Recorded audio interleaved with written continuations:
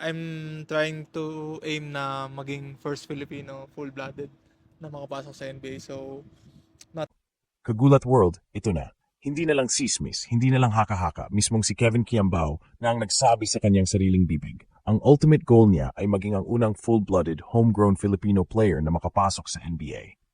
first of all, I want to thank Coach Pat, Better Basketball, na in-invite ako to to be part of that private workout. And then, yeah, it's a privilege for me na makapaglaro with NBA players, with Vic Oladipo, and some two-way players ng NBA. Sa isang eksklusibong panayam sa GMA Sports, buong tapang niyang binitawan ang linyang iyon. Hindi lang para sa show, hindi lang para sa headline, para yun sa legacy na gusto niyang iukit. Isang legacy na hindi lang sa pangalan niya nakasulat, kundi sa buong lahi nating mga Pilipino. Then, yeah, it's been a pleasure for me. It's been a once in a lifetime experience, and hopefully this is not the last na meron akong ganang private workout. At hindi ito basta pangarap lang na tinapon sa hangin. Sa likod ng kanyang pahayag ay ang mga concrete moves na ginagawa niya ngayon sa US. Multiple NBA workouts, participation sa elite private runs, exposure sa Drew League, at training sessions sa NBA-level facilities. Hindi lang siya pumuporma. Pumapalo siya ng performance na nagiging usapan sa scouting circles. Habang ang ibang players ay pinapangarap lang ang ganitong pagkakataon, si Kevin ay nandoon na mismo sa battlefield.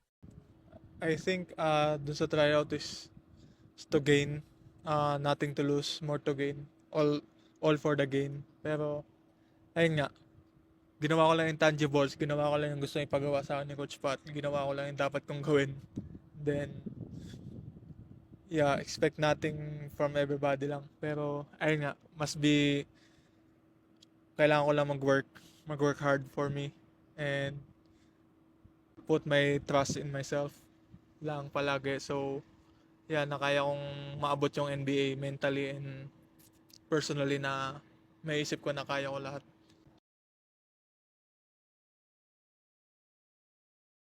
Bitbit ang sariling sistema, sariling diskarte, at sariling ugat na Pinoy. Walang dual citizenship, walang shortcut, homegrown, mula ulo hanggang talampakan. Ang tanong ngayon, handa na ba ang basketball world para kilalanin ang isang tunay na gawang Pilipinas sa pinakamalaking stage sa mundo? I think kaya kong gawin is to maging mentally sharp lang, na kaya ko pala silang depensahan. Pero not every time, pero ginagawa ko naman yung best ko to be a good defender, to be a great defender. So, yung mga areas to improve is madami, kasi most of the people here is iso balls. Kumbaga, puro isolation. Kumbaga, may mga areas na ano ba maitutulong ko sa team, ano ba maitutulong ko sa ganitong organization, ano ba matutulong ko sa game na to. And na-realize ko is to rely on the small things na pwedeng makatulong, is to rebound, to defend, to communicate with my teammates defensively and offensively. So, yun. May laban ba talaga si Kevin Quiambao sa NBA stage? Hindi lang ito usapang hype, kundi konkretong ebidensya ng kanyang paglago bilang atleta at kung paano niya ginagamit ang bawat oportunidad para patunayan na kaya niyang sumabay. Unang patunay, ang kanyang exposure sa Drew League. Hindi ito simpleng summer, ligang pampalipas oras. Ang Drew League ay isa sa mga pinakamatitinding off-season proving grounds kung saan halos lahat ng NBA players, G-League prospects at mga streetball legends ay naglalaro sa isang court.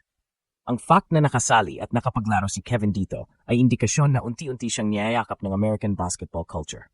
Sa bawat minuto sa court, pinabasag niya ang stereotype na ang Pinoy ay pang-Asya lang. Sunod, ang sunod-sunod niyang workouts under Excel Sports Management, isa sa pinakamalalaking agencies sa NBA. Ilan sa mga kliyente ng Excel ay sina Ja Morant, Nikola Jokic at Brandon Ingram. Kaya kapag sinabi mong kinokonsidera ka ng Excel, hindi ito basta-basta. Ayon sa mga balita, may 5-6 NBA teams na aktibong nagmo-monitor ng progress ni Kevin, kabilang ang Sacramento Kings, Toronto Raptors, at ilang Eastern Conference squads. Hindi lang yan. Sa isang closed-door scrimmage na ginanap kamakailan, sinabayan ni Kevin ang isang drive ni Victor Oladipo, at kahit na hindi niya tinapos ang contest at naposterize, ang context ay malinaw.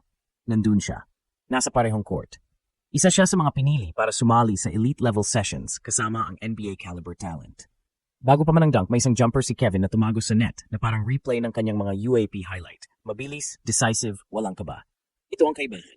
Si Kevin ay hindi lang talent na lumilipad dahil sa hype, kundi player na pinanday sa sistema, hinubog sa competition, at ngayon ay sinusubok sa pinakamataas na antas ng global basketball. Hindi ito kwento ng baka pwede. Ito ay kwento ng bakit hindi ngayon. Tatalakayin natin ang implikasyon ng kanyang deklarasyon, paano ito binago ang narrative ng Filipino basketball exports, at ano ang maaring maging epekto kung siya nga ang maunang homegrown na Pinoy sa NBA. Kagulat World, sa mismong interview, walang paligoy-ligoy si Kevin Quiambao. Gusto niyang maging first full-blooded homegrown Filipino player sa NBA. Hindi siya takot amining iyon ang target.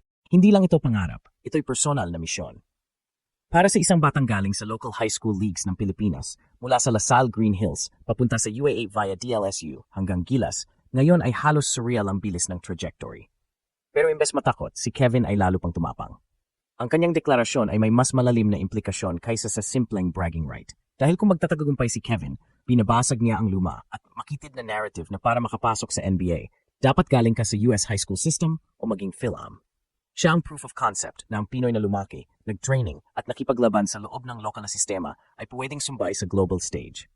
Sa ganitong punto, hindi na lang si Kevin ang tumatahak ng daan, kundi kinakatawan niya ang lahat ng batang naglalaro sa mga covered courts, barangay liga at UAP gyms. Ang bawat jumper na kanyang pinapalusot sa mga workouts, ang bawat galaw niya sa Drew League, ang bawat scrimmage na sinasalihan niya, ay parang minamarka ng isang linya. Pwede pala. Sa kanyang pag-amin na target niyang maunang makapasok sa NBA bilang homegrown, hindi niya sinisiraan ang ibang Pinoy players. Bagkus, pinapalawak niya ang pintuan. Kung may kompetisyon man sa narrative, ito ay hindi dahil gusto niyang malampasan ng iba, kundi dahil gusto niyang ipakita na walang imposible kung buo ang loob at kumpleto ang paghahanda. Sa panahong ang buong mundo ay muling tumitingin sa Asia bilang susunod na basketball frontier, biglang sumingit sa radar si Kevin Quiambao. At hindi bilang sorpresa lang, hindi bilang marketing move, kundi bilang legitimate basketball product na pinanday sa init ng UAP Finals, Gilas Wars, at ngayon ay pinapanday sa apoy ng NBA workouts. Kagulat World, hindi natin alam kung kailan darating ang announcement. Pero isang bagay ang sigurado, Kevin Quiambao has arrived, and the world is taking notes. Kevin Quiambao is no longer just a standout in the UAAP. He's now the face of a rising generation of Filipino athletes who are daring to dream beyond borders.